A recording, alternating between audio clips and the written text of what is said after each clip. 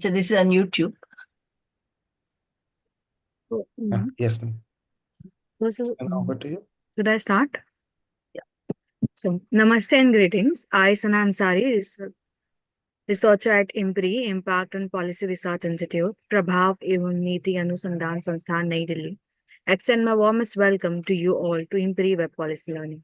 Today, we are gathered here for day 10 of the Public Policy Qualitative Participatory Action Research Fieldwork Fellowship, Cohort 4.0, an online national winter school program. We welcome you to join with us for an immersive journey into an impactful qualitative research fellowship.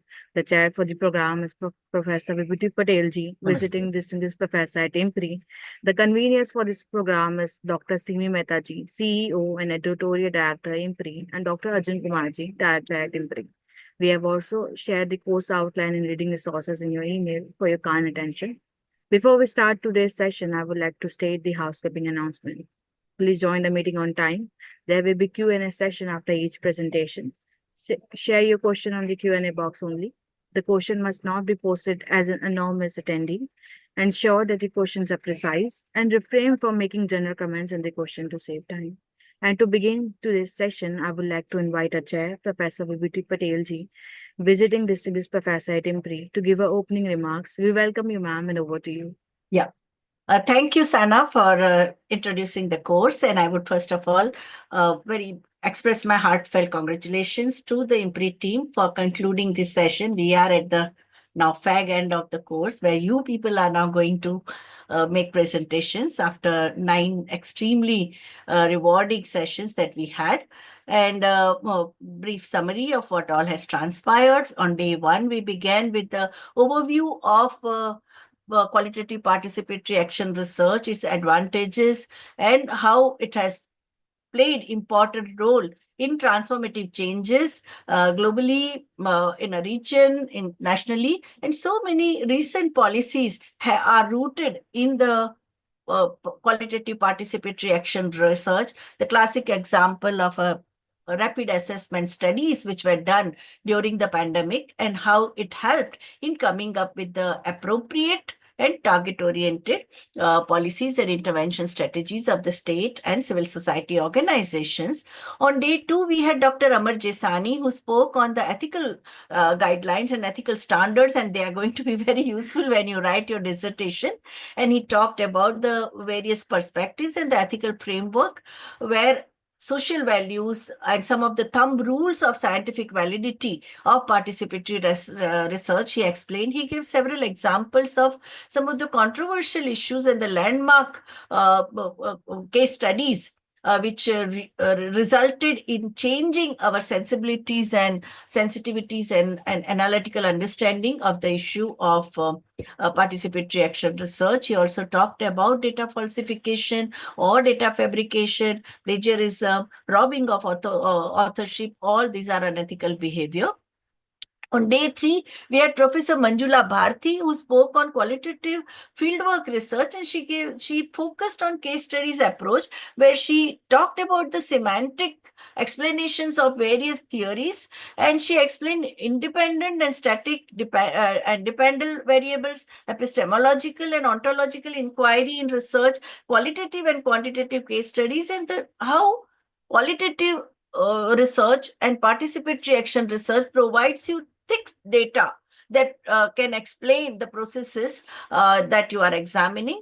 She also talked about Michel Foucault's work on archaeology of knowledge, about methodology and historiography of the systems of thought, and which is known as epistemes, and knowledge, which is discursive formation, where the subjective consciousness, that means your own involvement in research, plays a very important role, and your conceptual system of possibility that determines boundaries of language and also thought used in given time and domain. It is very important to understand that in qualitative research, it is not numbers and percentages, but your language, your words, they are extremely important.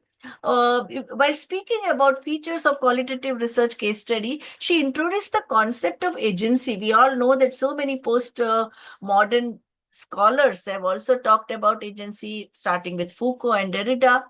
She spoke on classification of case studies based on time retrospective, snapshot, diachronic, which involves complex nonlinear relationships between variables, and the nested case studies. We had Professor Vijay Raghavan, who spoke on policy influence participatory research methodologies, where he gave his own involvement in the project of TISS, which is known as Prayas, and you must be reading the name of Prayas and its activities in most of the mainstream newspapers at least once a month, whether it is about the children's right or children in conflict with law or prisoners' rights or people who are in shelter home, what are the predicaments, senior citizens' rights, all these issues. They have used the participatory action research, and they have also worked with the state agencies and come up with the very, very doable agenda and the policies and the laws. He also said that you must put down positionality of researcher. Who are you? What are the privileges you have as a researcher? Knowing the language, your educational background, your caste and class background, and the people who are involved, your respondents in the research. And I think that sensitivity is very important. And he said that participatory action research brings as much as possible by engaging in dialogue with the stakeholders with an understanding that it is not research on them, but it is research with them. So he shared his study of forced separation of children of imprisoned mothers, and it was such a how the rapid assessment study and the bail study done by Prayas resulted in humanizing the prison authorities and bringing so many prison reforms. On day 4, we had Dr. Soumyadeep Chattopadhyay, who enlightened the participants about development, research and questionnaire in design. And he was step by step, he explained, because of his own involvement in conducting so many participatory researches in West Bengal for the government as well as for the various research institutions. And he talked about the structured, the quasi-structured questionnaire, or the designing the unstructured questionnaire, testing of hypothesis, and also relevancy of the survey, accuracy in interview schedule, proper wording in qualitative designing, and also content of the question, because the way you ask question, you will elicit the response from the people involved in from the stakeholders.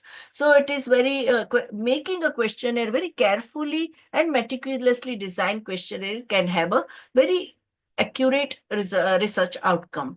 On day 5, we had Dr. Prabhu Punnaswamy, who spoke about the computing, technological, and artificial intelligence skills for researchers.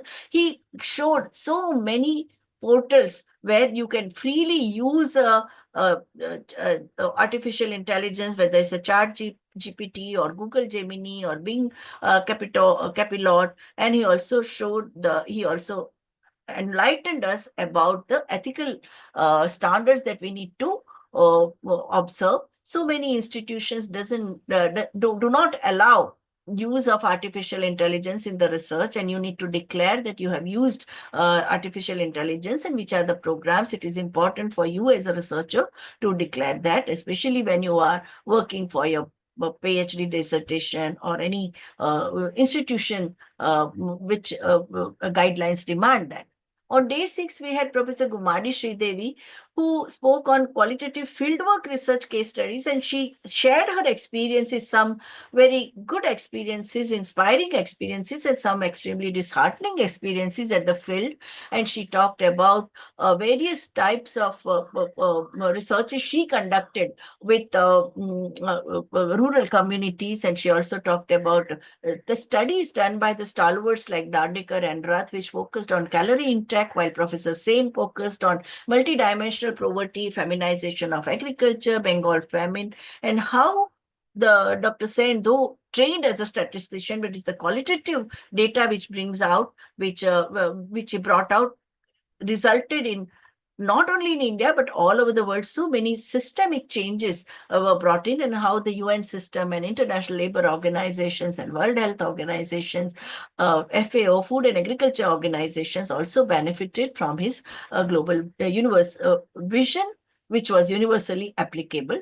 She told about log-it and prob-it models, i.e. the regression models commonly used in statistical analysis, particularly in the field of binary classification. And she also mentioned longitudinal studies, and she gave examples of a research on cognitive skills of children, which vary because of multiple factors. And she said that how different factors counteract. And she gave several examples of studies done for localization of sustainable development goals, how she got involved in a right to food campaign, which were more directly linked to the sustainable development goal of goal 1, which India is committed to all 17 sustainable development goals. And she also talked about the question of nutrition. And she gave an example of a research on urban canteens in Tamil Nadu, Karnataka, Telangana, and Andhra Pradesh. And she showed that how the power dynamics impacted common water resources, unequal wages for men and women in agriculture. And she concluded that field observations are quite different from what we get in the recorded data, and the policy should be decentralized. It should be localized because every region has a different. That study of 4 states also showed that the same theme of running of a canteen had a very different outcomes and different processes over there. Day 7, we had Dr. B. Rajeshwari's qualitative field research case studies, and she also talked about so many successful examples of qualitative case studies of Amul cooperatives or microfinance institutions or Arvind Eye Care and the Fab India model. And she explained how and why of and the characteristics of case studies through in-depth explorations. And she asked the question, why do we do case studies? What do you come out with in case studies? So she said it's a coding of qualitative research. Whatever field data and the narratives you have found, you need to ask who, what, where, and how. No, that is very important, and identify the patterns and also themes which are very important for inclusion in your final report. And she also talked about the steps to codings, creation of a research memo known as an analytical or reflection memos or integral part. They are the integral part of qualitative research processes. Whatever you observe, it is not only the dialogues, conversations, and interviews, but your observation of when you go there for research, those also are very important to note down. And we had on 8th day, we had Dr. Purnima Chauhan, who talked about how she, as a bureaucrat and IS officer for the government of Himachal Pradesh, used action research and policy. They said it is very time consuming, it is very expensive, but it also is very rewarding. And she also talked about her intervention in curbing adverse child sex ratio, in curbing the water treatment plants, and also the question of smart city indicators and how Himachal Pradesh got so many awards for being very proactive, the governance structure that they created. And she ended by stating that the top-down bureaucracy is a real challenge. And she narrated a case study from Tamil Nadu in which women elected representatives, they were the one who effectively built toilet block with a community center on the top, so that once women community center is there, everyone has to pass by the toilet block, and if toilets are not clean, then they can be immediately, they can take action. So local women played active part in design of the building, and then only they found the solution. So to reach to community center, women had to pass toilet block, and that's why if the toilet stunk, then there was a stinking, then they would make complaint. So this kind of a direct involvement and taking proactive effort and doing the area studies to come up with the targeted solution that was recommended by her. She also gave examples of a study tour of as a bureaucrat of Sweden and some of the municipal corporations which were extremely multicultural, and how efficiently they did the local governance. Professor Utpal Kumar De, who spoke after her, spoke on the fundamentals of qualitative data analysis, and he stated that data itself is a language. It is information presented in number.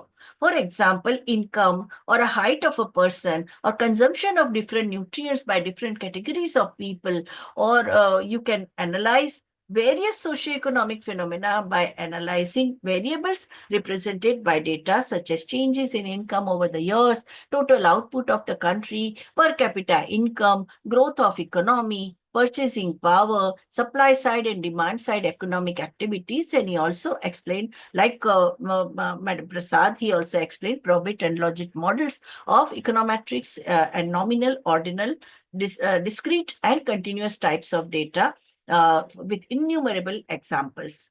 On the previous, on day 9, we had Professor Mani Meklai, whose lecture was highly appreciated by the participants. We saw so many positive and encouraging notes in the chat box and careers in research and publication. And she gave a very much a hands-on and very practical advice and guidance about the carefully carving your career path, whether it is in research or publication or editing or joining academia or NGOs or international organizations. And she also said that what kind of safeguards you need to take for getting your idea into a paper, the whole transition, and also getting it published in a peer-reviewed journals. We had a lecture by Professor Arvind Unni after that, equally engaging, extremely electrifying presentation on from action research to policy action and impact, a practitioner's approach. And he says he's the first practitioner. It is he being a practitioner motivated him to get into qualitative research. And he gave 3 examples of his involvement and how it brought the change. He gave a profile of his involvement in participatory action research of Gulshan Nagar Basti development in Patel Nagar in Delhi, and another one M Ward in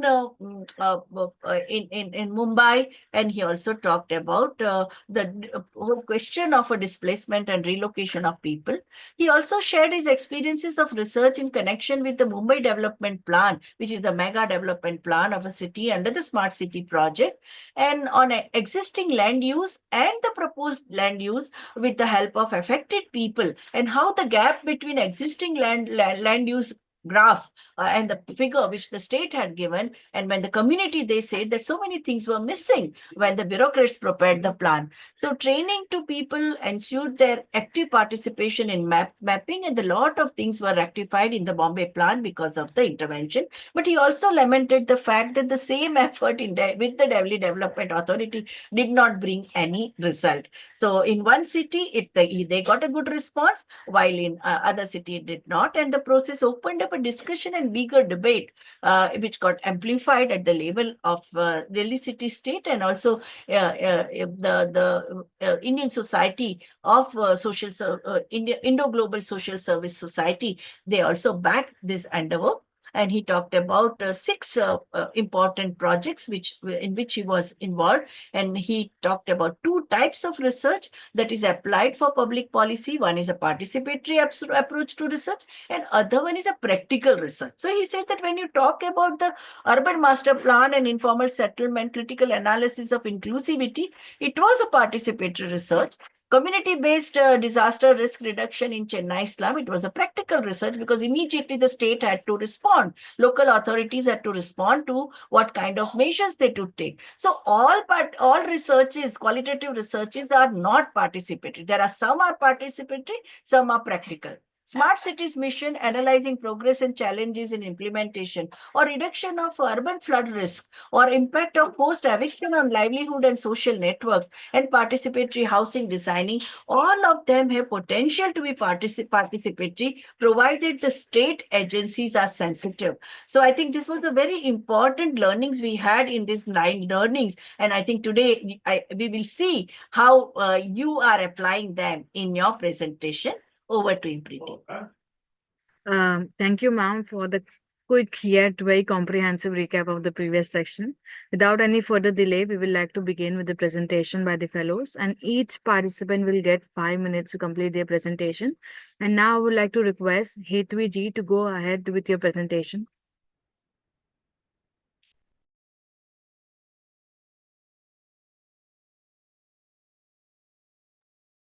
Hetwi ji. Yes, they are there. They at the moment they don't have the access to panelist link. We'll be giving them the access now. Okay, ma'am.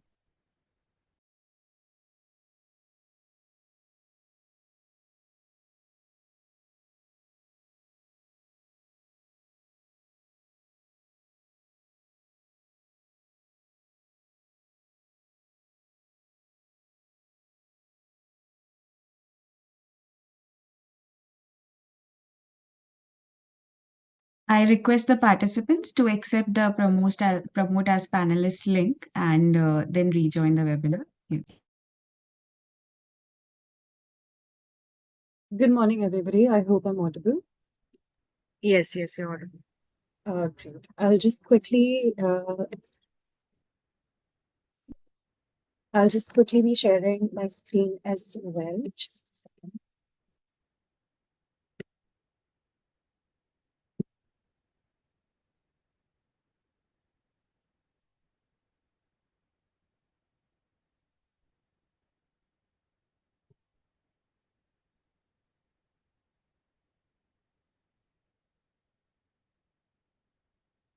Is it visible? Yes. Or I would just need a moment.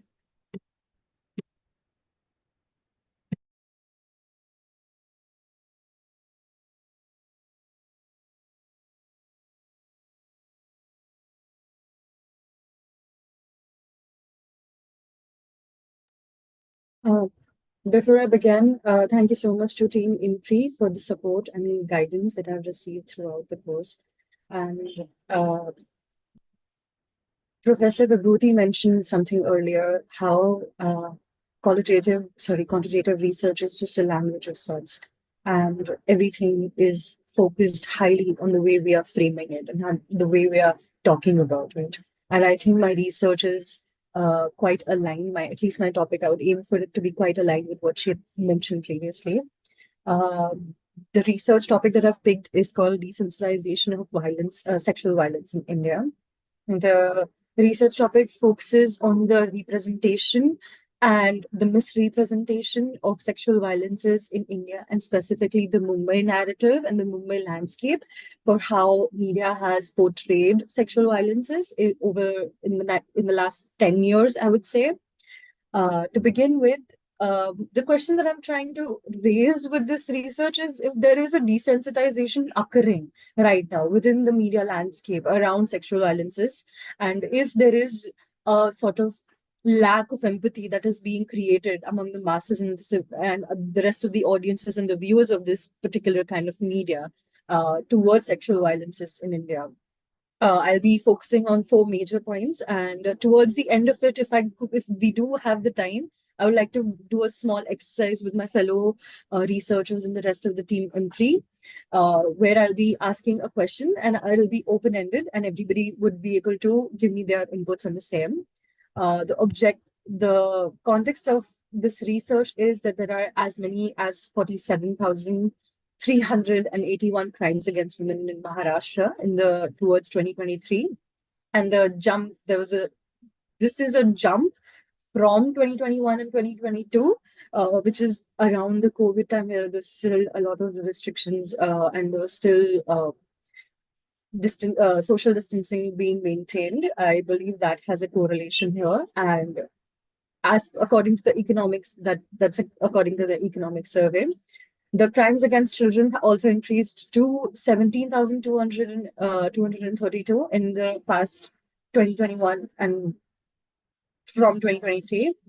As per the Mumbai police record, so this is the significance of this particular data, that between 1st January 2024 to 31st January 2024, there were around 60 rape cases registered within Mumbai police stations. And all of these rape cases, out of these, 18 were resolved, 18 weren't considered, and the remaining ones were considered to be and taken ahead. The procedures were being maintained. This particular data is specific because how many of us have heard about any of these rape cases except for the significant ones that have happened in Thane and another one that has happened on the outskirts of Mumbai, the 5-year-old rape case at the station. There is a lack of awareness among Mumbai media around their own. City reporters have had experienced a lack of reporting for Mumbai-specific cases in comparison to cases that have been glamorized of sorts almost. For example, the Kolkata doctor rape case has been talked about a lot, and one of the reasons being it is brutalized. the case that had happened is one of the extremities of the extremities, and it is fatal. It was fatal. With There is a lack of understanding within the media what to report on and what to not report on often, because they are also leaning towards more glamorized and more popularized rape cases just for that clout, as we consider it.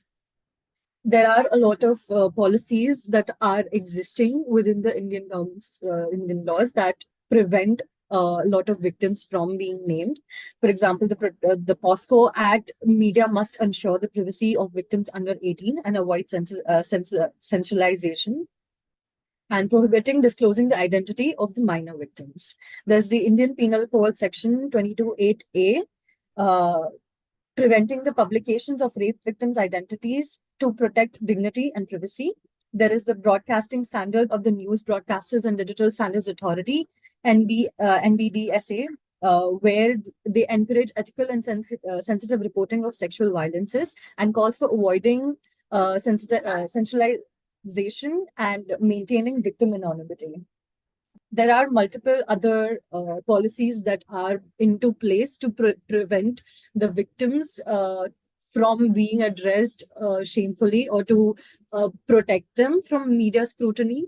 And these have been into place for a very long time. However, media has, and on multiple occasions, attempted to go above and beyond to procure that information of the minority, of the rape victims or the sexual violence victims, to basically sensationalize them. I'm sorry. I would like to. I'm sorry to interrupt, but 4 minutes are up. Oh, okay. So I'll just fasten this. There's a report done by PARI. It's called the Sexual Violence and News Media. It's entirely focused on the way that media has reported,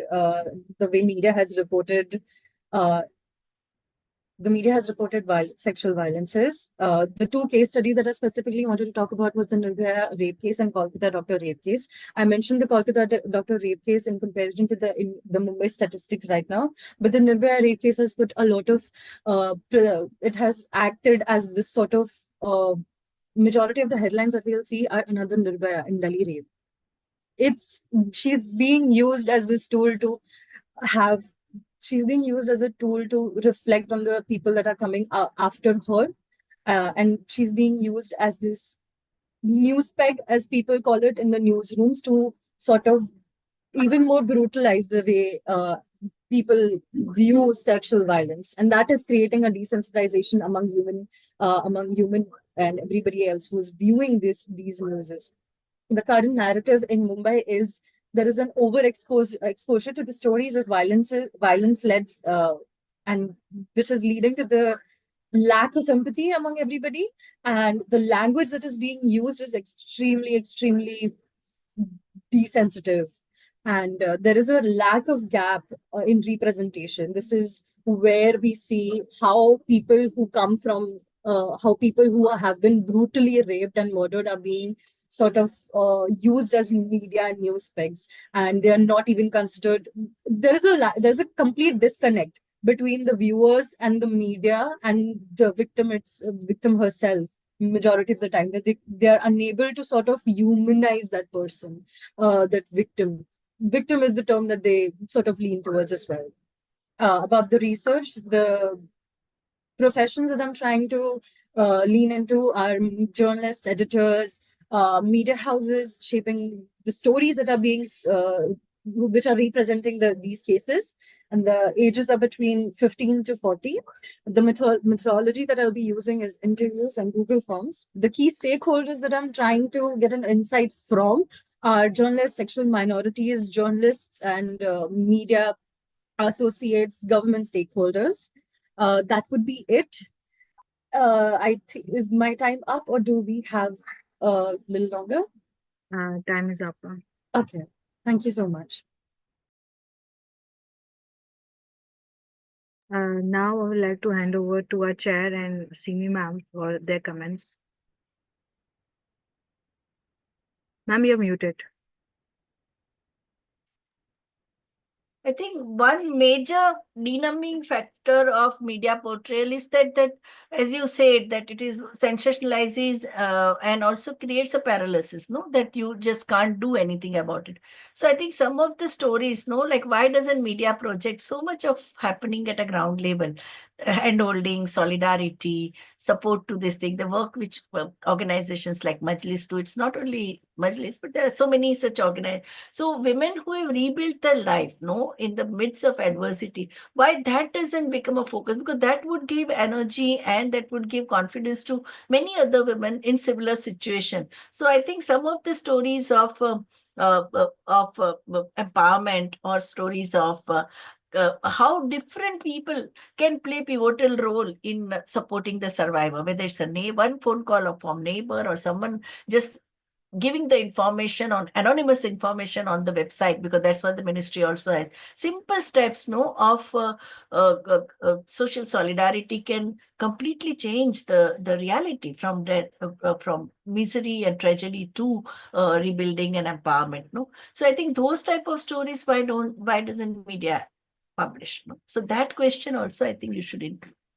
I 100% agree, but ma'am, the way we are currently viewing, the news, there is people are chasing numbers. The media and the journalists are chasing numbers and how many more people will view their stories and view their news. That has led to a lot of people just focusing on the negative, because it's called the bad word syndrome, if I'm not wrong, where people continuously watch and consume negative media because it becomes a pattern of sorts, and that has been happening in India for over the past 10 years, I believe. That one of the reasons, but I completely agree with where you're coming from, that why are more positive stories not coming out of, why are more survivors not coming out and being given the platform to be able to speak about what they've experienced? Yeah. But I Would think you want me can to go include as a this in my recommend, because question? once you start recommending such thing, people Yes, catch ma'am. up this idea and they also start demanding. So in course of time, things change. No, yeah.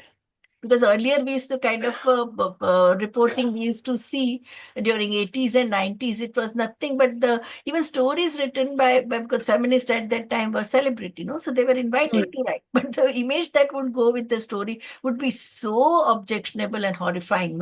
Even we ourselves felt ashamed that why did we write for this prestigious journal, and they have just completely messed up whatever. And looking at the image only, you would feel that okay, this must be some sensational and Glamorized. yeah. So that has now reduced. You can see even increasing number of male journalists writing very seriously about the question of it. So things are changing little, but because constant hammering is required. So I think this is also very important. And also the criminal justice system, because they also keep on giving press releases, no? So I think what we need is a training program for the media department of police and media department of court and media department, because they are they have such a outmoded ideas, no? About that's what we say, that okay, you don't write FIR, we will make copies, we will bring 3 copies to the police station. You take one, we will take one, and we will get it stamped and this. Otherwise, what you are telling and what they are writing is that there is no connection between the two, no? And if that version goes to the court, obviously your case will get dismissed. Ma'am, would you suggest I add the recommendation that you just mentioned about how we can celebrate the survivors and their ability to go ahead? Yeah, My question now? yeah. Celebrate we won't, right? Because there's a question of violence. So this hand-holding, social solidarity, and empowerment, the whole process of empowerment that takes place when people are supportive, no? And creating a positive ecosystem. I think those kind of stories are very important. Currently, we have very few, and that too, like Flavia's stories, translated in several languages, but it's the civil society organization which has done. But there are many such this thing who have been very, very heroic in their fight against multiple adversities, no? And I think that should also come out. It's not only this detail, because that woman, why do we call her survivor? Because she despite this kind of atrocity, she has managed to reach police station. That itself is a big task, no? To muster courage to make it public, go to the police station. That itself shows that she has a instinct to survive, and little support from neighbors or relatives or civil society or media can really help us to rebuild her life. No? So I think rebuilding the life also should have an equal weightage in the media reporting. Also, ma'am, there is by the National Human Rights Association in India, they have also shared a guideline on how media is supposed to be representing sexual violences in India. I would like to take that for my and also Supreme Court guideline. Supreme Court guideline. That is also what language you should use. It is not only for judges, it is also for the media. Media. The kind of language that you need to use or what is being used currently and how the change has to come. So I think that is also very useful. And about sex worker, there was a objectionable, some terms were there. So the women's organization opposed, and after that they revised that guideline also. So now we have a latest guideline of the Supreme Court of India. That's also in public domain, can be easily downloaded. Yeah. Thank you so much, ma'am. Thank you, Team IMPRI. Would like to hand over to Simi ma'am for comments. Yeah.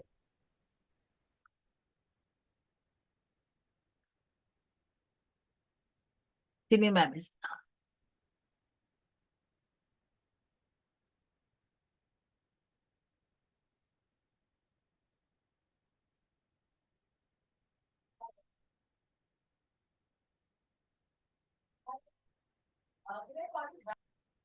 We can move to next, Sana.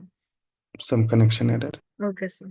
So next I would like to invite Ashi ji to please go ahead with your presentation. Good afternoon, ma'am. Good afternoon, IMPRI team, and good afternoon to all of my co-fellows. I'll go about and share my screen now.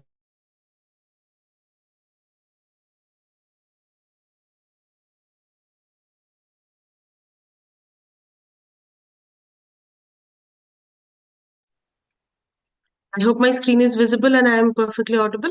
Yes, yes. The screen is visible and you're audible as well. Okay, thank you, ma'am.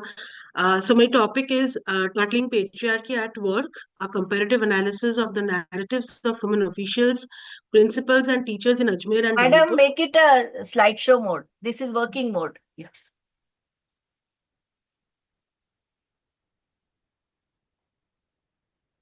Is it okay now, ma'am? Yes. Okay, thank you.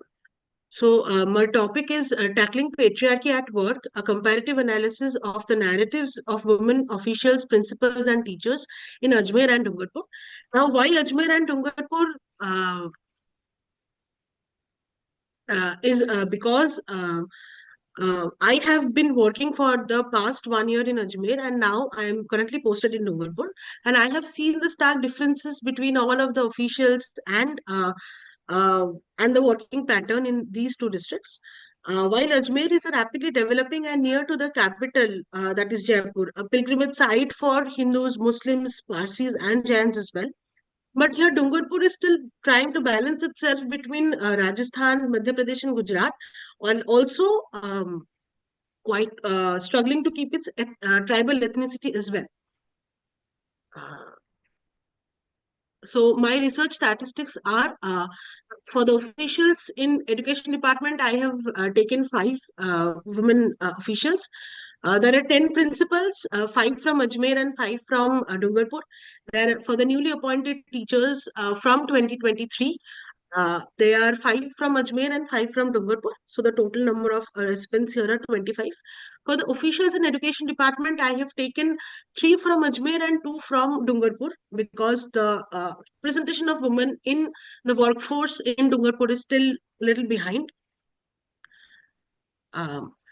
For the narrative of the officials, in case of Ajmer, there is existence of, as per their narratives, what they have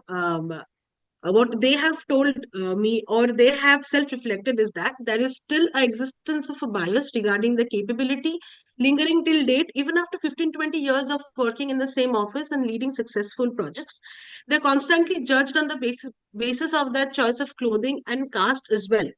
But here, if we come to Dungarpur, The women workers here are they are being the first generation of women to receive formal education and join the workforce. It took some time for the workplace to become inclusive, but there was never any lack of respect or any doubt regarding capability of the officials based on their gender. Here, the women officials have always pointed out that they are all from the tribal castes. So there was never any caste divide, which they feel is one of the most stronger points for them to have been accepted in the workplace. For the narrative of the principals, in case of Ajmer, we have there are male teachers who come from politically influential background who refuse to follow any new practice or innovation introduced by women principals in the schools. Same goes for male headmasters who show resistance when the female PEOs give their feedback during school inspections and meetings. Also, despite several trainings and one-on-ones, some teachers have a deep-rooted gender and caste bias in their mindset, which affect the students, also especially the girls in the schools, negatively. I have personally faced during my community immersions that there are people from low caste, there are people from the Ghumantu traditions who have just dropped out of schools because they have been constantly pestered that your family, your father, your mother, they are Rakpikas, so you will eventually be a Rakpika, so why are you studying? And such type of comments from the teachers as well, which has led to even dropouts in Ajmer itself. Whereas if we come to Dungarpur, the staff has mostly been welcoming and very obedient whenever any innovation has been brought in by the principals or maybe the PEOs. Also, majority of the teachers, irrespective of the gender, come from ST backgrounds and have suffered the reluctant government education system, and so they strive to give their 100% to the classes. The narrative of teachers here, for the case of Ajmer, if they are PTI or BCI, here PTI is the physical training instructor and BCI is the basic computer instructor, or STEM subjects. Here by STEM I meant maths or science subject teachers. They receive receiving tons from the lecturers. Here lecturers are class 11 and 12 teachers, and male colleagues is very common. If they are from ST, SC or OBC background, age and cut-off score relaxations given in the government examinations are often thought to be the only reason they have qualified for the post.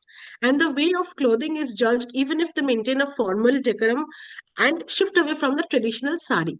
In Ajmer, it was a very surprise for me. I have seen teachers take class in their pallus still covering their faces, and that was considered very normal in Ajmer, which I have never faced in Dungarpur so far. For the case of Dungarpur, some male colleagues have a pre-existing bias but are hesitant to admit it because the headmaster, the PEO, and the other teachers are open-minded. There are many young women who are working with several NGOs as REI partners, and their efforts can be seen on the students' performances, which inspires us to keep working and influencing the next generation of girls who will soar higher and than us and achieve higher limits. This was what the new teachers in Dungarpur has expressed to us. Here are my insights. Ashiji, 4 minutes up. Yeah, thank you. I'm on my last slide. The insights drawn by myself here post my research are it will be a long battle indeed, but the educational institutes and the department as well should be politically neutral. Training and workshops should be constructed in an active manner such that the individual is empowered to question his or her pre-existing biases in own mindset.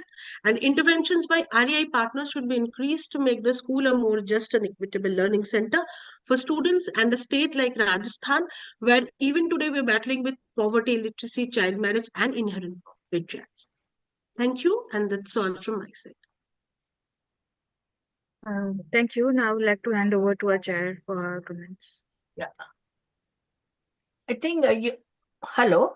Yes. Yes, You are going to give also the demographic profile of the region, Yes, both, huh? yes, Achha, that you will get. That means you are going to triangulate, no, the data, both yes, the quantitative data which is there in the official records, and yes, which would be like complemented with the findings on the ground, no?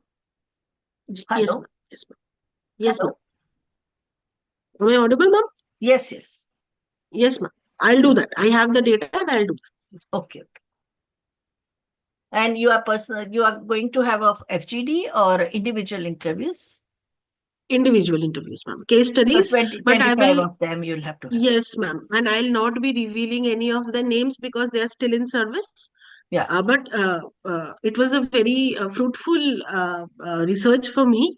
Yeah. This is not only what only I have spoken to them. This is also something which helped me reflect that for the past 2 years, how had reflected, how I could see the certain changes there. And also, I would like to add that there are many NGOs who are working in Rajasthan, where we can see fresh talents who are coming from outside of Rajasthan.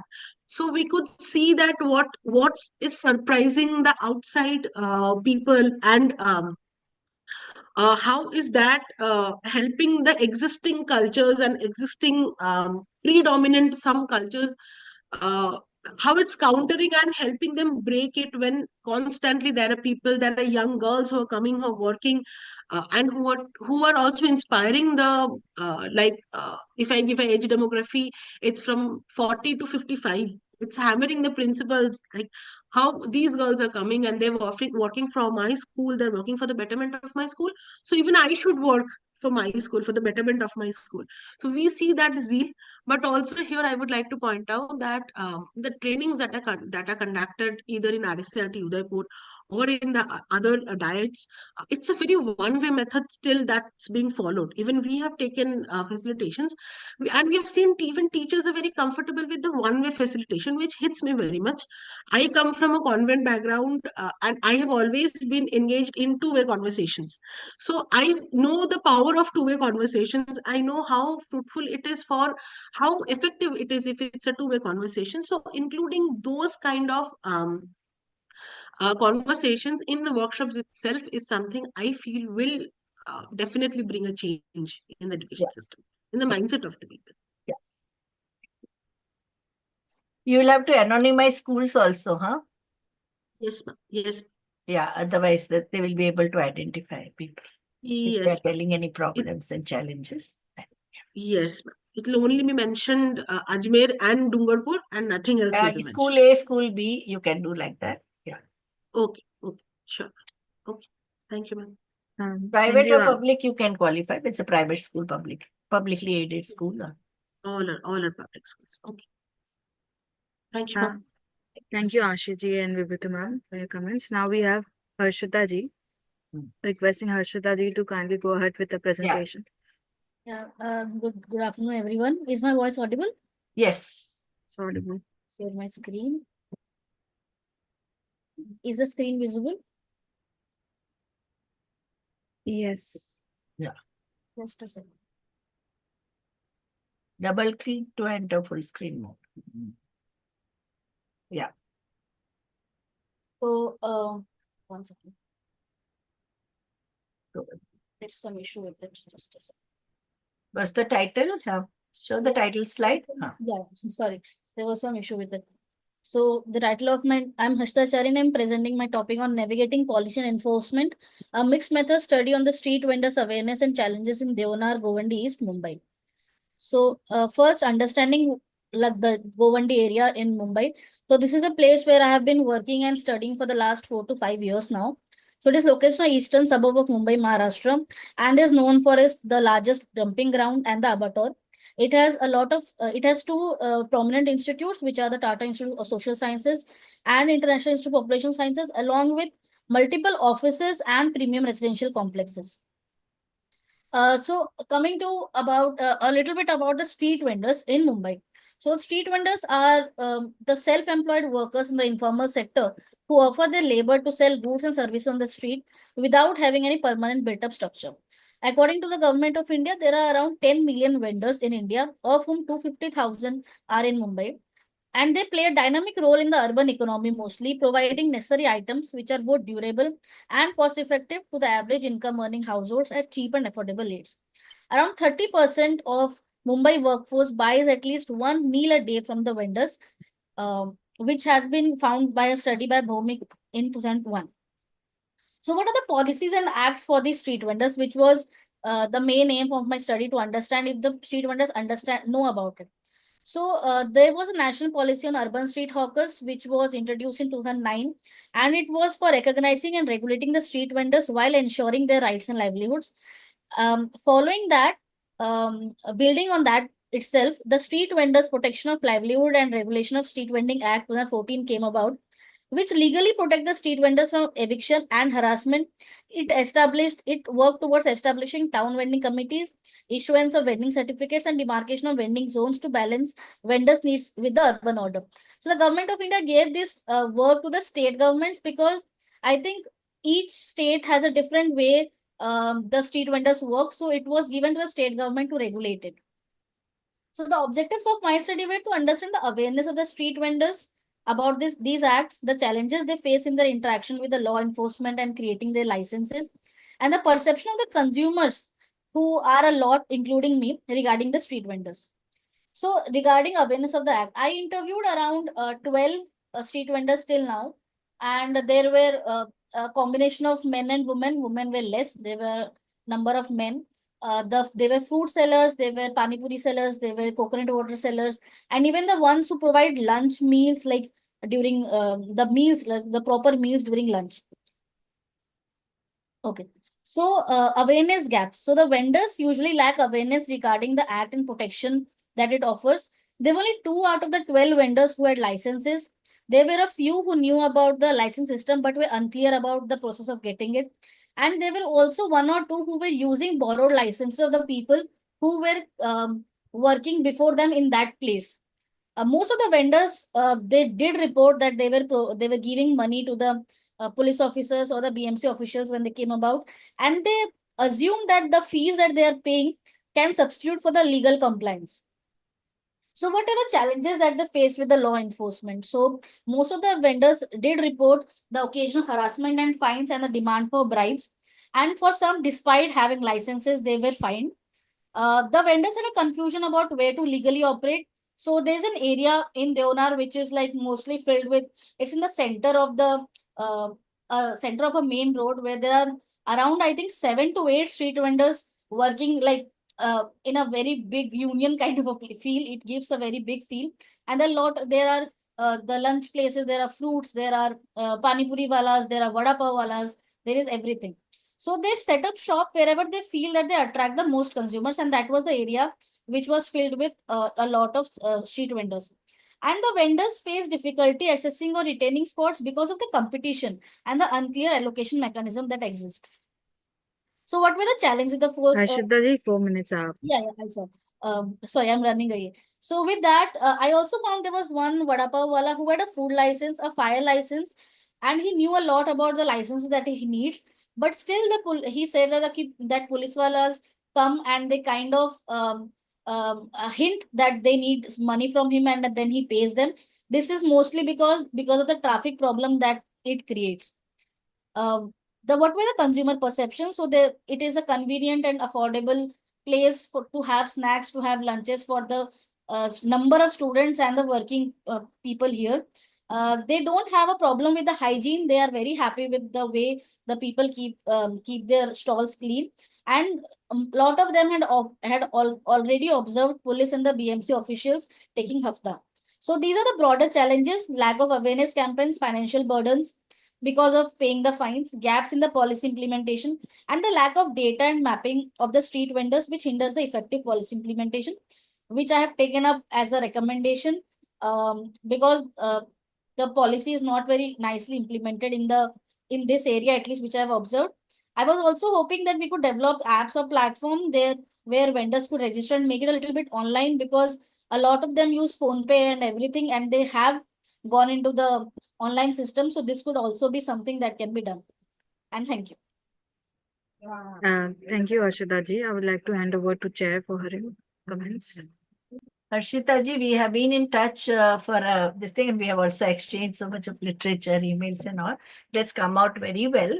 Only thing in your recommendations, I think you clearly, all the recommendations should flow from your study. So I think you can classify your recommendation to the local self-government bodies in terms of the policies that we need to have about hawkers in terms of implementation, and also what has been the response of the labor court, and what type of how the unions are operating. So these 4 types of recommendations you can have one for the local government authorities, one for the national level legislation. What are the loopholes and how can they be sealed? The third one can be for the labor court, and fourth one should be for the trade unions Sure, or done. the hawkers associations. Sure, I'll do that. A lot of them here, they are very new, like for Yeah, the last 1 or 2 years they are that's what. working. And Yeah. it usually regularly changes, the people change. And so they will like, a lot of them will like कि कुछ होता है क्या, ऐसा union है क्या, फिर हम भी join now अभी तो क्या है, इंफॉर्मेशन टेक्नोलॉजी आने के बाद, which even if you change the place and if you are in the loop, you can be in touch with other Yeah, hawkers, but no, a in lot of them do not association. know about it. Yeah, So so I'll try to interview some more. This was what I could because do. e-registration and the status of e-registration also, no, because it began in 2022. Yes, So ma'am. in last 2 years, what has been the improvement in terms of e-registration? Because once you are e-registered, wherever you are in India, you can have access to whatever developments which are taking place, no? Yes, ma'am. Okay, I'll interview some more. This was what I could interview till now, but I'll go for that more and maybe get the information regarding these. Kamgar Hak Sankarsh Samiti, are you in touch with Jamila Begum? No, I could not, to be very honest, could not get in touch with the stakeholders very properly. But I'll try to do that before I have to submit the report. Yeah, because she visits TISS quite often and she stays in Govandi only. Okay. So she can tell you the latest thing because they are the ones involved in e-registration, no? Okay, ma'am. Yeah. And could you repeat the name once? Jamila Begum. Jamila Begum. Okay, sure, ma'am. Yeah. I'll try to contact her. Should I share her details in the If WhatsApp possible. group? Yes, ma'am. The email ID will be perfect for me. Yeah, I'm doing it. Thank you so much, ma'am. Thanks a lot. Thank you, ma'am, for your comments. Now, next we have Nandana ji. Nandana ji, kindly please go ahead with your presentation. Yes, the screen is visible. Yeah, are you able to see my screen? Yes, it is visible. Can you please do it full screen? Just a minute.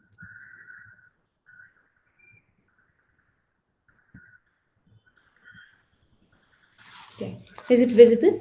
Yes, perfect. Thank you. So good afternoon, everyone. It has been an incredible 3 months, 4 months journey learning about how to do qualitative participatory action research. Thank you, Vibhuti ma'am and IMPRI team. So my research title is on understanding and exploring the caregiver well-being. So here, by caregiver, I mean the parent or the family member, the mother or the father of children with typical or developmental disabilities, and also the special educators who often step into the shoes of being a primary caregiver to these children. Before I begin, I want to set up the context of what do we mean by autism spectrum disorder or a divergent community. So, autism spectrum is a condition and a part of the neurodivergent diversity spectrum where the way the brain processes information is very different to that of a neurotypical child. Meaning the way the individual with the condition communicates, behaves, or even perceives the environment or interacts socially is very different. The brain is wired differently, and hence caregiving for these individuals take a full time. It's kind of a 24-hour job, and it takes specialized knowledge to take care of these children, and it takes a lot of patience, perseverance, and also courage to navigate the complex journey of caregiving. In India, under the PWD Act, there are about 21 types of disabilities listed. But autism spectrum disorder, which is the focus area of my research, is a kind of disability which is often perceived to be as a misbehavior. It's a non-visible disability because you can't see, there are no typical features or physical features of being autistic, if not the child also has some other comorbidities. Yeah.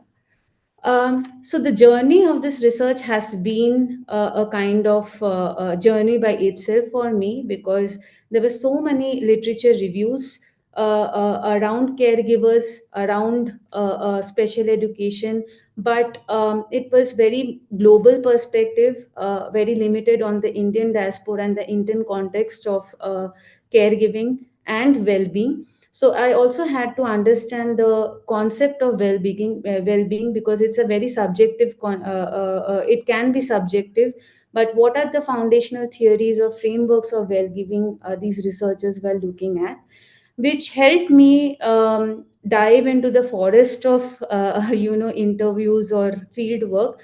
But I couldn't cover every aspect of it. But it gave me an understanding on the kind of diversity of perspectives that is required to understand the lived experience and journeys, from novice mothers to experienced mothers, from novice special education teachers to experienced teachers who are now advocating for autism, and which further helped me to understand and develop and immerse myself into the empathy, which is an ocean by itself, because there are so many findings which I'm still kind of understand and classify and categorize on what is known and what is unknown, and what are the root causes of these problems. um, I began with understanding the stakeholder of this ecosystem. As I said, it can be very complex, and getting a multi-dimensional view of the lived experience is very important, because the well-being is not only dependent on the self of or self or the agency of the caregiver, but it's also dependent on the circle that they are living in, the world they are living in.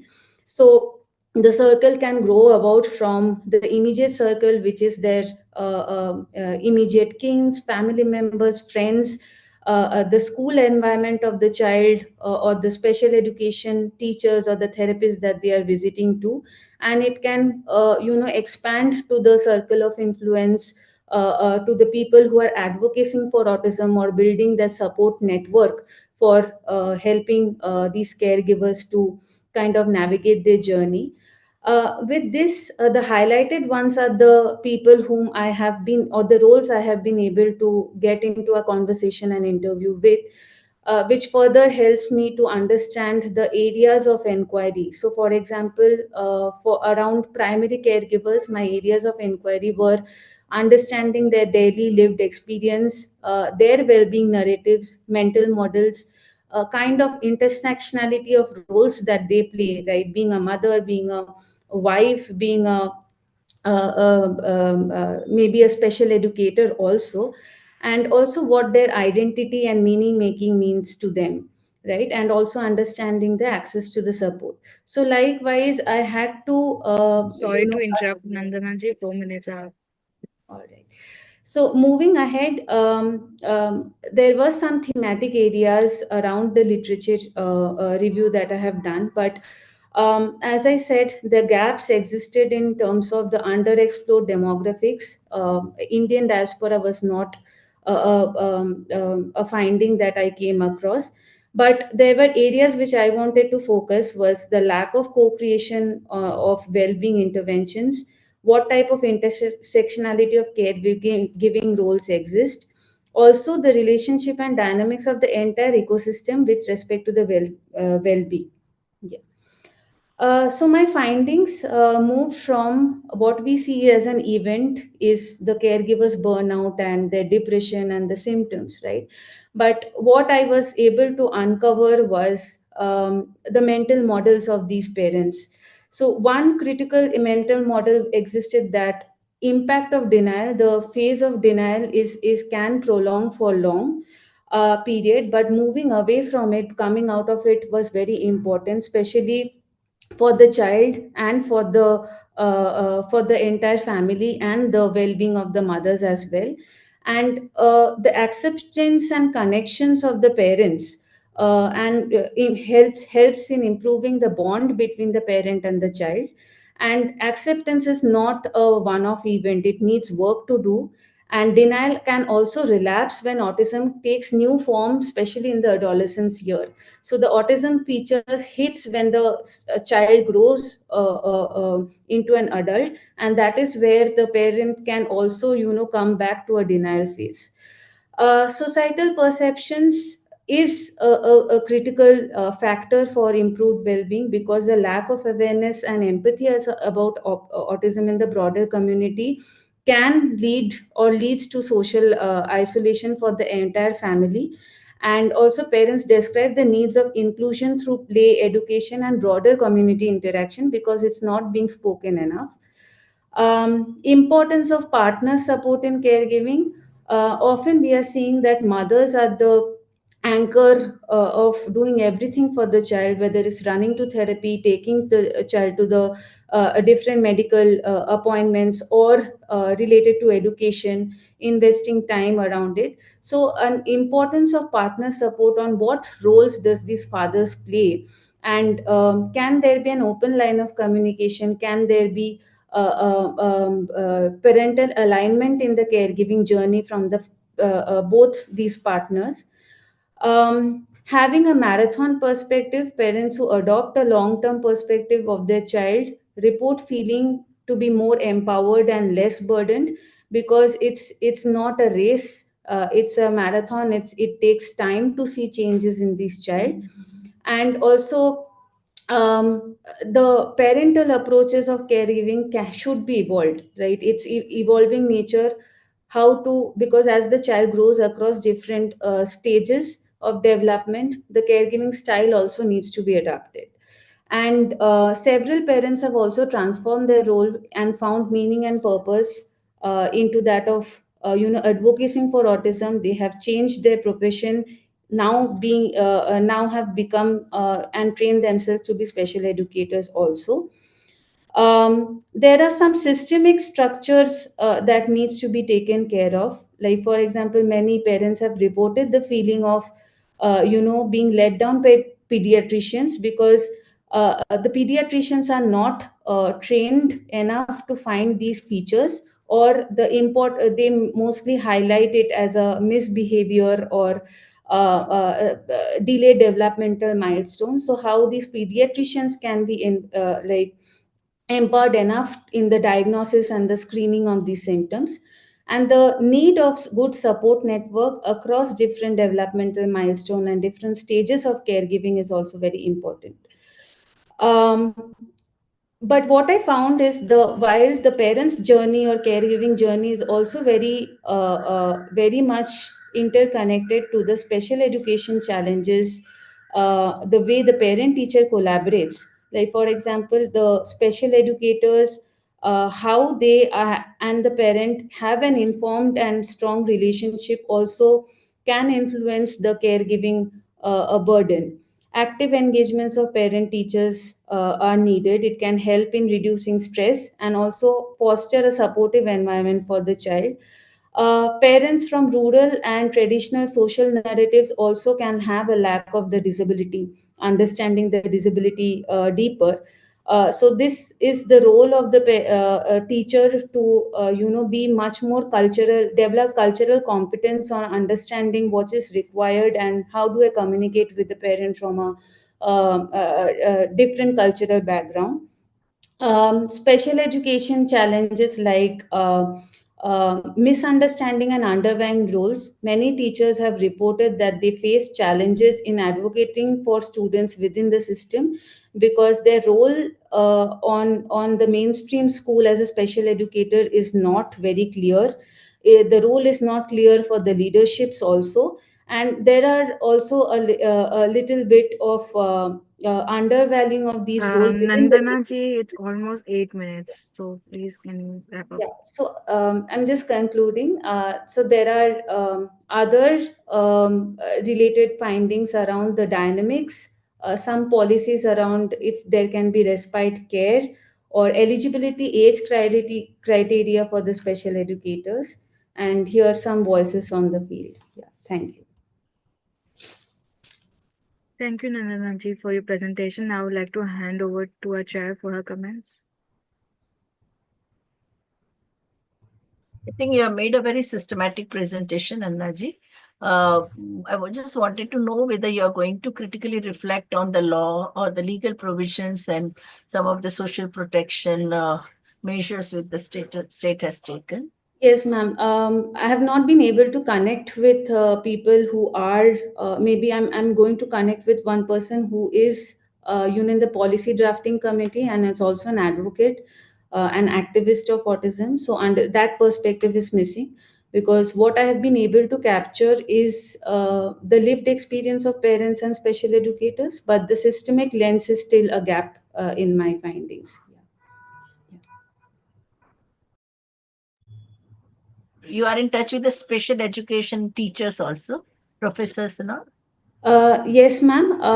One more area which I found a gap right now is the special education, the RCI curriculum and guideline, and also the what I have found one is the small city special education teachers need a lot of preparedness and empowerment.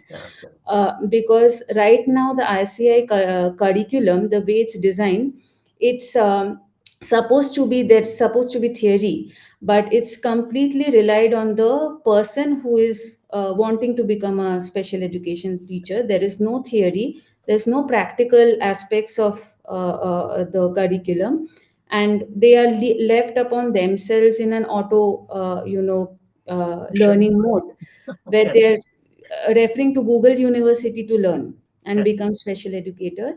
Another aspect is the age criteria is right now 18 years for, so can it be also increased, because becoming a special educator itself requires a lot of understanding of the self. So that aspect is also needs to be taken care of. Yeah. There is a tremendous shortage also of teacher, because the SNDT we have course, we don't get more than 30 seats, and all 30 are employed before they get result, because everybody needs it. No? And one more thing, ma'am, the kind of participants I have got is mostly from the urban communities, the semi-urban tier 1 cities mostly. So the special educators on tier 1 cities, especially from good colleges, also makes a difference. And most of them, because they are not very compensated well here in India, there's a tendency for them to pursue higher education and go abroad and settle there. Yes, that's what we have also experienced. Yeah. That's true. So you can write some of the challenges also, the whole SWOT analysis you can do. It's a very good systematically done work. Yeah. Thank you. Okay. Thank you, ma'am. The next we have Shubharan ji. Yes. So kindly please go ahead with your presentation. Yeah.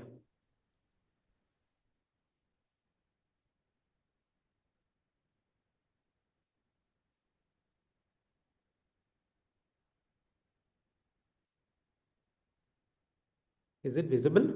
Yes, it is visible. Yeah. Okay.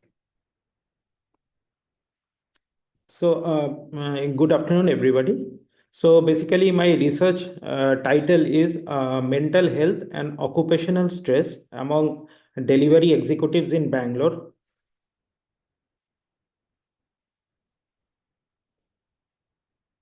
Yeah, I'm using hotspot. There is a bit problem opening the video. Is it okay?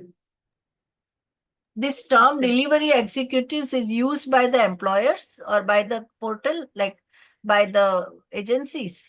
By the organizations, the quick organization, their designation is delivery executives? Yes. Okay. Basically, they are the person who bring to us the products or the services within 10 minutes, 30 minutes. Yeah, but generally they use it, popular term is a delivery workers, no, or e-workers or e-commerce worker. Normally, the first time I'm seeing this as an executive as a term. Yeah. Yeah, means means it's like giving them respect, dignity of labor, and this is the designation is mostly used around the e-commerce organizations for them. Okay. Yeah.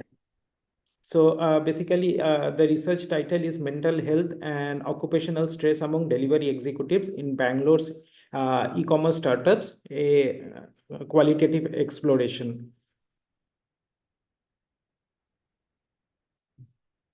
So now Bangalore, why I've taken Bangalore? Because Bangalore's rapidly expanding e-commerce sector has created novel challenges for delivery executives.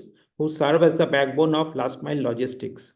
So this study focuses on delivery personnel employed at B2B e-commerce, unicorns, last mile hub. So basically I've selected a B2B e-commerce hub, means one organization, last mile hub in Chamrajpet, which is in Bangalore.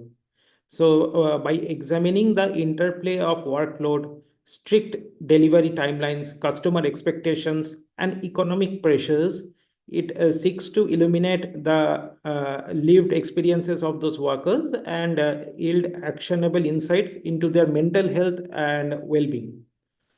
So these are the research gaps. While a substantial body of literature exists on occupational stress, several specific gaps still remain. So while I was going through the papers, I found that there are 4 main things, which are underrepresentation of the mental health in the gig economy. Like those who basically they are part-time only. No person works for till the age of 60 in this type of roles. So much of the current scholarship generalizes gig workers, paying insufficient attention to the distinct stresses that delivery executives in urban logistics encounter.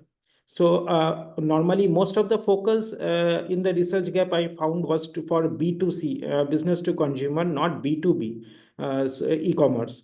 So this existing research commonly centers on B2C models, overlooking the unique operational demands and stresses inherent to B2B e-commerce logistics. So another is limited qualitative insights. Most studies adopt quantitative measures like taking questions and then putting it into a lot of churning out lot of statistical data. Qualitative I have found very less, leaving untapped the deeper narrative driven understanding that qualitative inquiry can provide.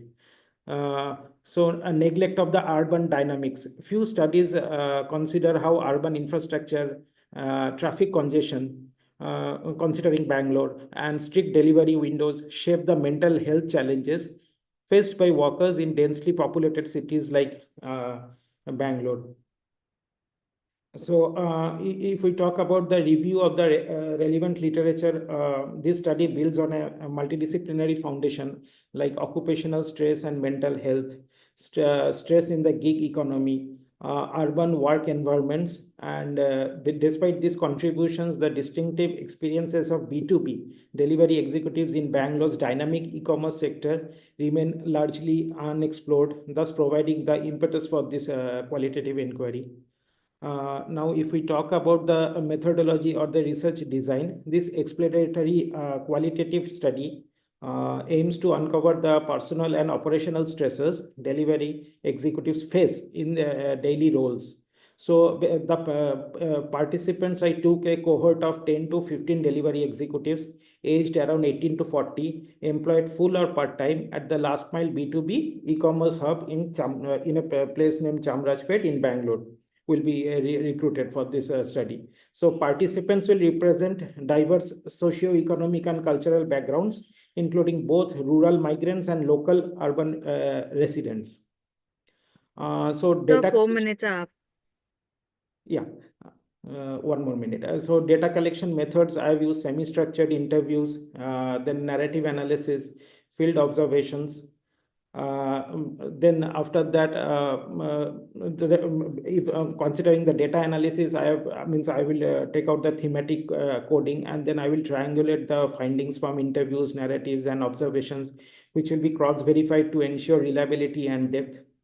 So the anticipated findings, this study is expected to reveal the sources of stress, the economic pressures, and the coping mechanisms, and the mental health outcomes, the operational challenges also. The qualitative examination aims to thus provide a nuanced understanding of the mental health challenges delivery executives face in Bangalore's fast-paced e-commerce environment. So by capturing personal narratives, the study will identify key stressors, elucidate their effects on mental well-being, and highlight the coping mechanisms these workers employ.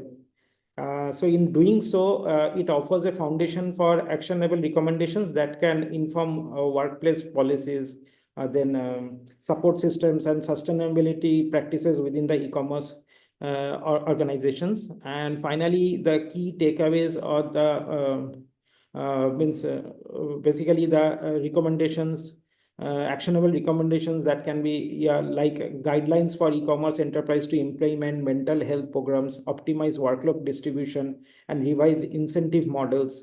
Then the policy implementations, evidence-based insights to shape organizational policies and public discourse on work well-being in the gig economy. Finally, contribution to research. Ultimately, this research seeks not only to eliminate the difficulties faced by delivery executives, but also to advocate for meaningful, empirical informed changes that promote their health and more sustainable work environment in Bangalore's thriving e-commerce landscape. That is the main motive. That's all from my side. Thank you. And I would like to hand over to our chair for her comments. Yeah.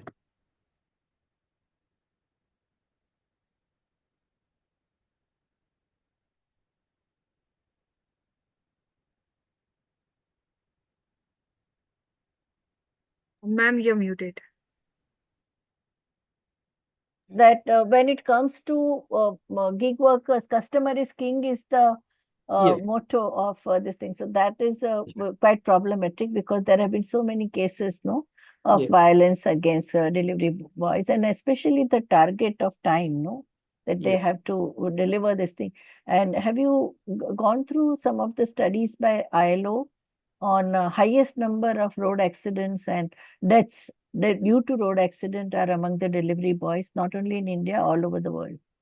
Okay. No, I will do that. I think you should do that. The analysis of road accidents, because the way, and we also see, like even anecdotally, we can see the way these two children, this young man with two-wheelers, no, how they are desperately getting into extremely hazardous this thing, no, to reach their target that is there, and also the casteism, communalism, and all, no, and some intersectional vulnerabilities. It's from by your name or by your surname or by your religious this thing. People have been, they have faced insults and humiliation and violence. So I think those some of the hazards you can bring it. The most important thing is a time management thing, no, which is imposed on them. Yeah. So yeah, correct. And now they have also, though they are told not to join WhatsApp group and all, but there have been unionization, and so many of them have now joined the unions, no, and online platforms. So that also you can bring up. Sure. Yeah. Thanks a lot, ma'am. Thank you. Thank you, ma'am. Bharanji, you can now stop screen sharing. Next, we have Abhishek Ji. Abhishek Ji, can you please go ahead with your presentation? Option.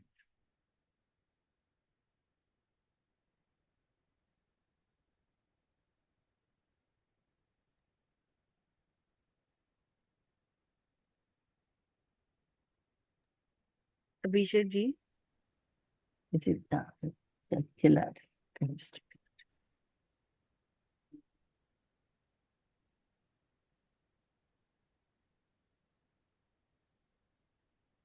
It's not there.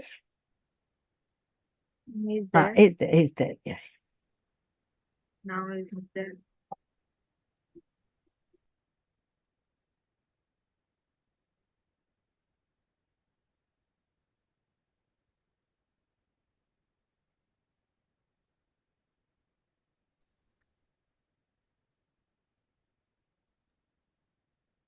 Abhishek Ji.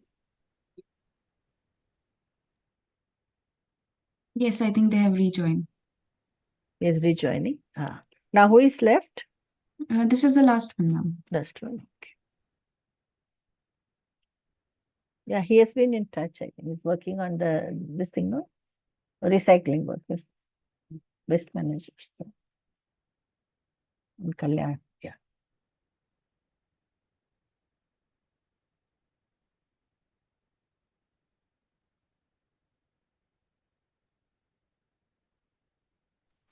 Hello. Yeah, hello. Yes, Abhijit. Yeah, yeah, yeah. There was some problem with the connection. Sorry. I'll quickly start with my presentation.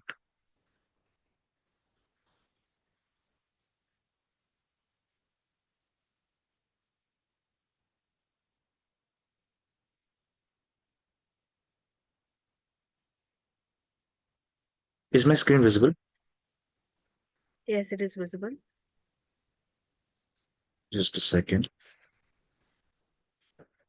Yeah. Okay. Good afternoon, everyone.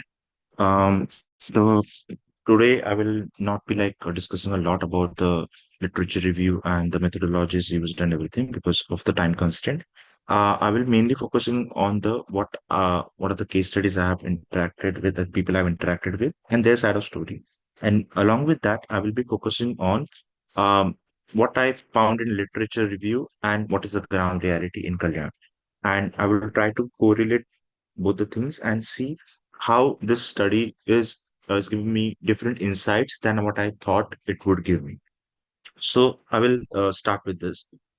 The first, the thought which, drive me for this research topic was that uh, who are these people who clean our gutters? Like, who are this invisible force which is definitely human beings, and we see them sometimes, but we don't know where they live, what are they living, what else they do after the May month where the managed scavenging work is done. After that, what do they do?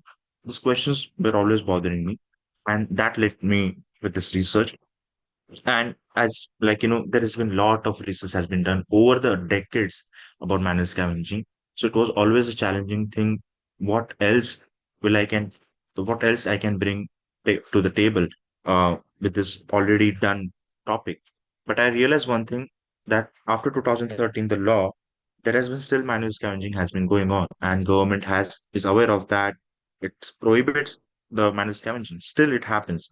Then I wonder that what is it that Manuel Scavengers thinks about this act, that also, and also the scheme, which is Namaste scheme, which is still in progress of implementation by government of India.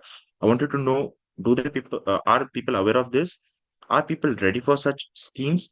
And what exactly is the reality and the perception about such schemes from the Manuel Scavenger side? So there were some interesting conversations I have had with people. So as you know, these are the faceless people which are around. I blurred this face because of this, for the sake of privacy. But these are the people who are around us. We still go in the gutter and they have to clean it. Though there are machines in cities like Kalyan Domboli also, in Mumbai also, and many other metropolitan cities, there are machines. But I could understand that machines are good enough for the big gutters. Only there the machines can be utilized well. Otherwise, in the small gutters, the infrastructure becomes a problem. With the small gutters, you have to get down in the gutter to clean it. Otherwise, it will still get clogged, and the machines can't help there. So people, as you know, they go in the gutters still. So today I'll be focusing on the three case studies mainly, not to bore you with the methodologies and everything. I'll be focusing on these three people, and I do not look at them as with any kind of pity or anything, because after talking to them, I could see that these are very normal people like you and me. They are not to be pitied about, and there is a reason why there is profession and a lot of other things. So, I'll start with the first one. There are three case studies, as you can see: the firstborn, the breadwinner, and the responsible teenager. I start with the first one. By the way, all the images you could see, they are AI generated. So these are not real people. For the sake of the presentation, I've used AI generated images of these people to give an idea who are the people who I have interacted with. So this first one is a 29-year-old male. He's from Matang community. Matang community is traditionally belong to scheduled caste. And these people in Kalyan, they have always lived in near to the dumping ground. And the traditionally, for generations, their profession has been working in a waste segregation work. That has been they're doing for ages. Now, this was the first born in his family who got into manual scavenging when he was 12. When he was 12, he started going initially. But after, initial, after some years, he stopped. But then again, he started in 2012, and he started working there and didn't stop. Since 2012, he has been, for the last 12 years, he has been in this profession. But when I asked him that what led him to go into this profession, because his father never entered into gutter, as he said, but he said that there was no other option.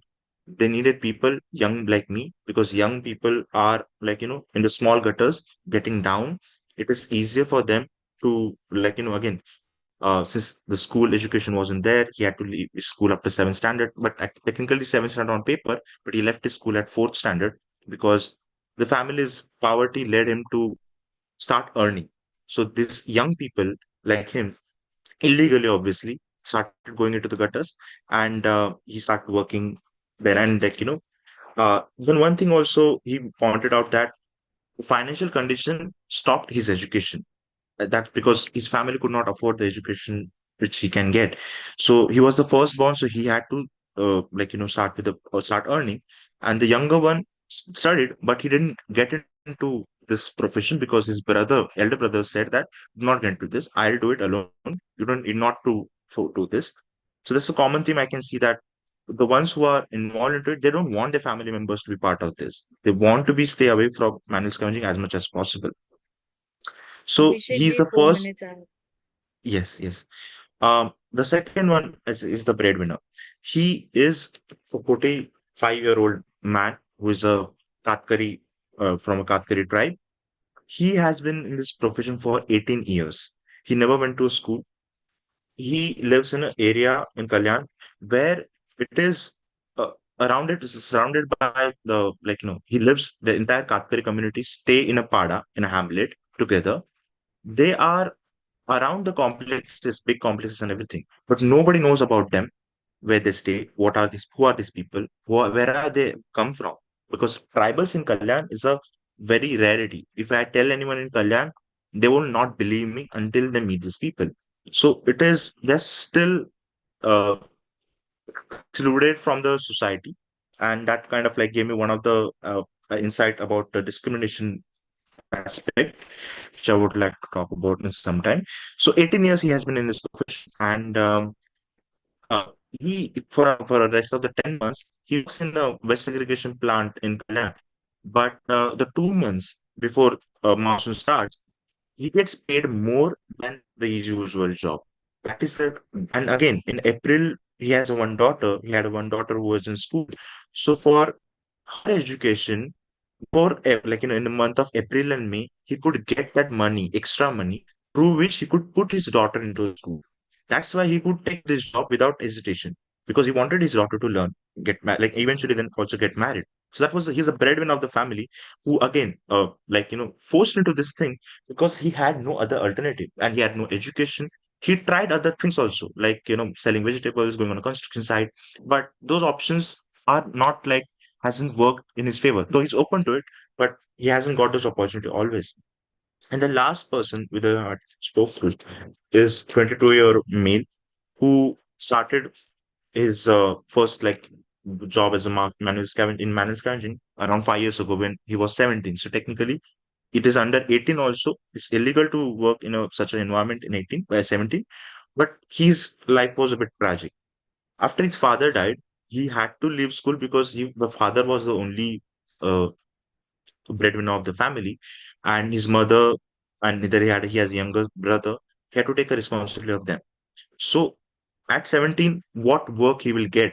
So he started going with this another peers, the people in the community, the tribals, to the manual scavenging sites, and he started working there, and he got paid well. He continued with that job and other jobs in West segregation and everything, but he didn't want to do this, and he has strictly maintained that he's continues doing this because he want to again teach his make his younger brother educated. He want his younger brother to stay in school because he couldn't for circumstances. So that's the story of this person. One common thing which I could see is the discrimination part, as I mentioned, the tribals. Like usually the literature review says that the social discrimination is faced by manual scavengers, by the society. But whereas in the tribal manual scavengers, what I could see that they are not getting discriminated as much as I thought, because they do not have any connect with the outside society. They live among themselves. They go to work with the same people who are they living with, and there is no point where they get discriminated among the other people because they have no interaction. These people, alternatives, when I asked about the alternative for this job, they could come up with the fact that they have tried, but some of the people they don't have light, like they don't have electricity at their home. How can they start a business? Who will lend them money? With these tribals, government schemes haven't reached at all. All they know and all they care is not the PM of the country, not the CM of the country, not the any other minister and everything. All they care about is a corporator because that's the person who has given them electricity, paper blocks, have given some schemes. That's all they care about. Other schemes, no schemes have reached to them yet. They are not aware of it at all. So because of all the environment they are in, they're deprived of the schemes and they don't have any faith in the Namaste scheme as well, which I thought, like I explained that this is the scheme which might help them getting another opportunity. But they said that uh, we can give a try to like selling, let's say, vegetable vendor job and everything. But other jobs, they're still hesitant about. They do not want to look beyond the West segregation jobs, which is because it's convenient, it's nearby to their facility, and they're familiar with this. And one of the other aspects which I could come up with is that when asked about health issues and everything, they said they have a bit different perception about this. Most of them said, "Okay, like, yes, it is like, troubling. Like sometimes they get cuts and everything, but they consider themselves a bit stronger.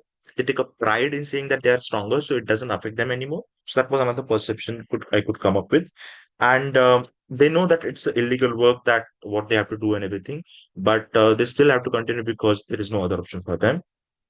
And the last thing which I could see that when I asked them what would they like to do different if they given opportunity, what the government should do about it, one thing they could see is that they need contract-based jobs in the municipal corporation, like the West segregation again, the jobs where they are um, picking up the the household a society wise dustbins and everything. That job they would like. They want a corporate job. They want a bit like good job in this sector. But in the same west is something they want to look at around. They don't want to look beyond that.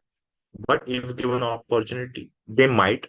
But the education and other things they are a bit skeptical about. So that's why they want to take any risk, and they're still continuing this profession. Is what I could come with. Thank you. Thank you so much.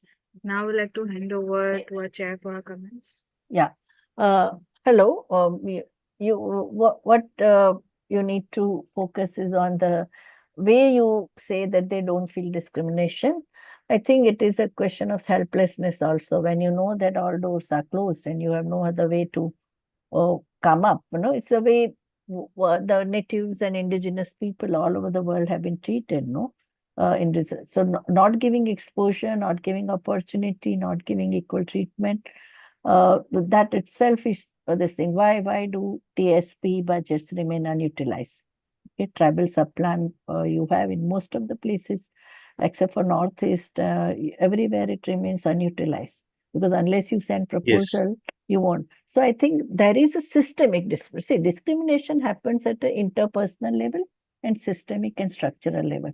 So structures and systems have discrimination embedded against scheduled tribe and Dalit and people with multiple marginalities. So that philosophical position you have to take because they are the victims of the system, no? So I think in a conceptual part, when you introduction and all, you have to focus on systemic and structural discrimination, and that cannot be handled by individual.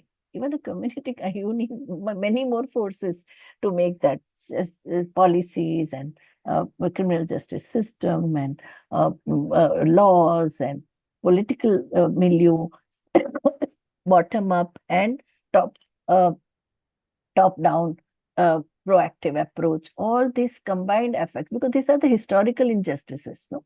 Right from the time of British rule, the stigmatization, isolation, and criminalization of tribal communities have happened.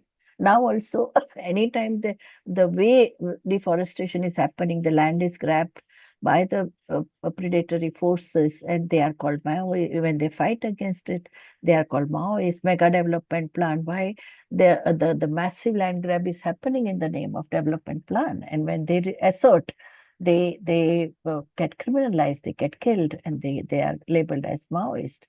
No, so this, I think these are the systemic discrimination which needs to be dealt with, and for that you need multiple agencies have to work to get out of it. Yes. Yeah. Yes. And Yes. I Absolutely. also, yeah, even when you say that, okay, only for a major excavation you can use robo, but then how come in many states they are using it, no, in Kerala, or why in so many other countries, small countries also have a far more humane way of waste management than this, no? We had one lecture Yes. Yes. Yes. where the bureaucrat from Himachal Pradesh, Madam Dr. Chaudhary, she told the experiences of Sweden. How are they managing? No, it's a question of Yeah. political Yeah. will. It is not the small project. Yes. Yeah. So I Yes, think, yes, yes. Also, they mentioned that the other perspective also, ma'am, which I got is that some of the families of these manual scavengers, because they have been there, that's the main occupation where they get paid more and everything, they resist the machines. They don't want the machines to come in the picture, is also what I could see. no, They are like that is machines आ गए also a तो हमारे scam. job निकल Nikal जाएंगे. Jagan, plus it Yeah, is also हमारे job. linked to housing also, no? Yes, Municipalities, yes, they yes. give them house. So because Correct. they are not, they Uh, are given below subsistence wages, they can't get out of that housing colony, because where can you afford to buy a house or even rent a house, no?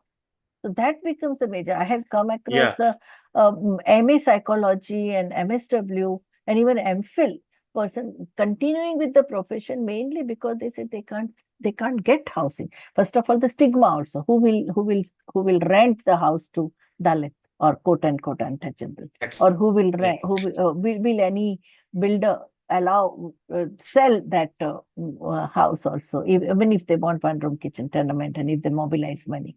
So it is economic factor plus the caste-based segregation and exclusion. All these things need to be dealt with, and it's only the state can do it. The private players will not do that. They are, Yes. yeah, Yes, ma'am. yeah, Yes, ma'am.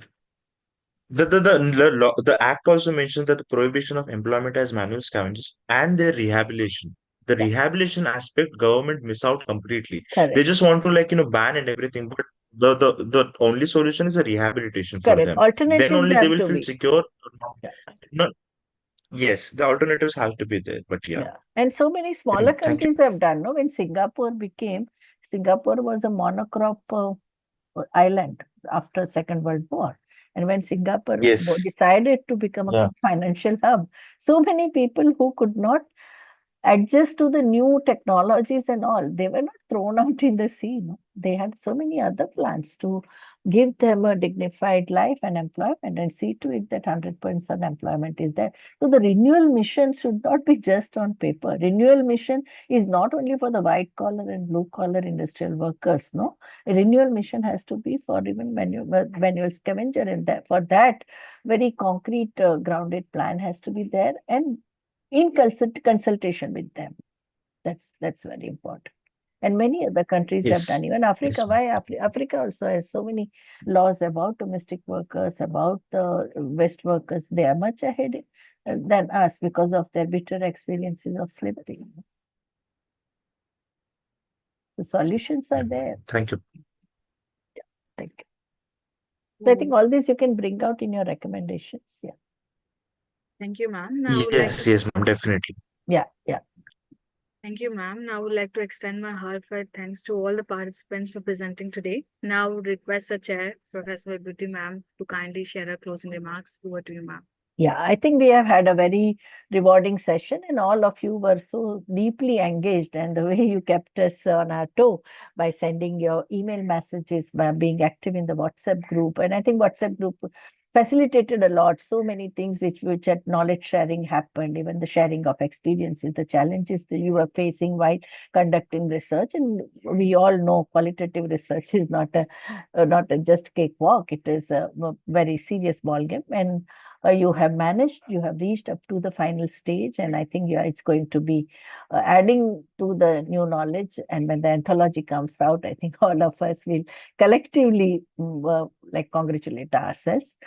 So I wish you all the best. For you are at the final stage of the report writing and getting your plagiarism check and all. I think it won't be, because you have done the primary research, so it's only in review of literature you may find some similarity index and all. But otherwise, it's going to be a very, and the way you all have moved step by step, and you described also today, I find it very, the whole effort of these 10 days have been very rewarding to both the organizers, resource persons, and participants. Thank you very much. Thank you, ma'am, for graciously conveying all this section. And we are also grateful for experts who have shared their valuable insight throughout this fellowship program. An important notice for the participant that feedback form will be shared with you all. So with this, I would like to proceed to form a vote of thanks as we come to the end of day 10 of Public Policy Qualitative Participatory Action Research Fieldwork Fellowship Cohort 4.0, an online national winter school program, a 5-month online immersive qualitative participatory action research fieldwork certificate training fellowship. I, Sana Ansari, researcher at IMPRI, Impact and Policy Research Institute, would like to propose the formal vote of thanks on behalf of IMPRI, New Delhi.